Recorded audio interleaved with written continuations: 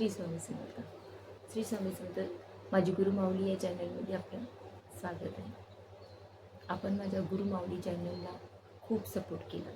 तुमच्या सपोर्टमुळे मी आज आहे जे काही आहे तुमच्या सपोर्टमुळे आहे.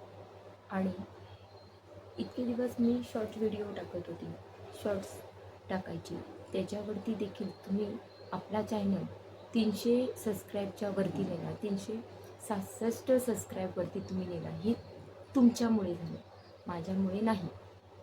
जे तुमचं क्रेडिट आहे मी तुम्हाला देते की तुम्ही चॅनलला लाईक केलं, शेअर केला, सबस्क्राईब केला म्हणून वाढलं. आणि हाच प्रवास तुम्ही माझा 1000 सबस्क्राईब आणि 4000 वॉच टाईम पूर्ण करून द्याल याची मला पूर्ण 100% गरज. आज आपण बोलणार आहोत एक स्वामींच्या अनुभवाबद्दल. जो अनुभव माझ्या मैत्रिणीला आला, जो तिने मला शेअर केला, तो मी तुमच्यासोबत शेअर करते. त्यासाठी हा व्हिडिओ पूर्ण पहा. माझी एक मैत्रीण आहे, ती पण स्वामी भक्त आहे. तिने मला सांगितलं, तिने मला म्हणजे आम्ही चांगला क्लोज मैत्रीण आहे. तिने मला तिचा अनुभव शेअर केलेला की लग्नाला मला वाटते तिच्या मिनिमम 7 ते 8 वर्ष झालेले आहेत, पण बाळ नव्हतं. मग त्याच्यामुळे पाहुण्या गेल्यानंतर लोक नुसते चिंचिन करायला लागले की बाबा हे आजकाल मुलगा आहे की मुलगी आहे हा विषय नसतो, पण आपल्याला आपलं बाळ असणं ठीक असतं. त्याच्यामुळे मग तिला असं वाटायचं बाबा मला मूल पाहिजे, ट्रीटमेंट घेतल्या सगळं करायचं, पण कशालाच यश येत नव्हतं. अशामुळे ती काय झाली, खचत गेली. लोकांची कुठल्या लग्नकार्यात गेलं, किती वर्ष झाली, 7 वर्ष झाले लग्न, माझं मूल नाही, हे नाही ते नाही, असं करून मग ती मानसिकदृष्ट्या खचत चालली. आणि जे मानसिकदृष्ट्या खचत गेल्यामुळे शारीरिकदृष्ट्या पण ती कमजोर होत चालली. त्यामुळे ट्रीटमेंटला पाहिजे तितका सपोर्ट होत नव्हता. मग ती स्वामी भक्त होती, ती स्वामींना तिचं आपण सगळे दुखणी स्वामींना सांगतो. त्याच्यामुळे तिने स्वामींना सांगितलं, स्वामींना तिने ज्या पद्धतीने साकडं घातलं की स्वामी की ती प्रत्येक सेवा करताना मागे पुढे नाही पाहिजे, करायची. आणि तिने केलं. स्वामींची जी उपासना तिने केली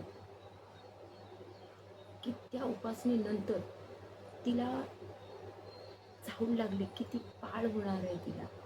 पण हो स्वामींच्या त्या उपासनेचा असर आहे, जी तुम्हाला मी पुढच्या व्हिडिओमध्ये नक्कीच सांगेन. हा त्या उपासनेचा आहे की तिने ती उपासना सलग 1 वर्ष केली, सलग 1 वर्ष केली. हा 1 वर्षाचा कालावधी हा छोटा नसतो, खूप मोठा असतो. 365 दिवस जाणं खूप कठीण आहे. ते 365 दिवस तिने नित्यनेमाने ती सेवा केली. तेव्हा स्वामीने तिच्या पदरामध्ये हे सुख घातलं. त्यानंतर ती स्वामींचे गुण गात होती. ते तुम्ही तिचे चेहऱ्यावरचे एक्सपिरियन्स पाहिले असते ना, तर तुम्ही समजून गेला असतात की स्वामींचा महिमा हा खूप मोठा आहे, खूप मोठा आहे. असं छोट्या छोट्या गोष्टीतून तुम्हाला दिसतं. अशा खूप एक गोष्टी ज्याच्यात जर तुम्ही पाहायचंच झालं की स्वामींनी आपल्याला कशी मदत करतात, तर ते फक्त अनुभवाचं असतं. तुम्ही फक्त बोललात नाही हो. तुम्ही छोट्या छोट्या गोष्टी जेव्हा छोटे छोटे प्रॉब्लेम येतात, तर तेव्हा पण विचार करा की नकळत अनोळखी व्यक्तीही काहीतरी बोलून जातो, पण त्याच्या बोलण्यातून ती मदत होऊन जाते. तिथे असतात स्वामी. स्वामी असे तुमच्या समोर येऊन सांगणार का? नाही. स्वामी कुणाच्या तरी मार्फत तुम्हाला जो प्रॉब्लेम आहे ना त्याचं सोल्युशन देऊन जातात. तुम्ही विचार करता त्या माणसाला मी ओळखत नाही, काय नाही, मग पण त्यांनी बोललेलं असतं ना, ते तुमच्या प्रॉब्लेमवरचं सोल्युशन असतं, जे स्वामींनी घडवून आणलेलं. ही आहे स्वामींची महिमा. आता तिला 7 वर्षानंतर बाळ झालं, ही स्वामींची कृपा. हा खूप मोठा अनुभव आहे. तसे तुम्हालाही अनुभव आले असतील आयुष्यामध्ये. ते सगळे अनुभव तुम्ही शेअर करा. मला तुमचे अनुभव ऐकायला, वाचायला कमेंट खूप आवडते आणि मी तुमच्या सगळ्या कमेंट वाचेल.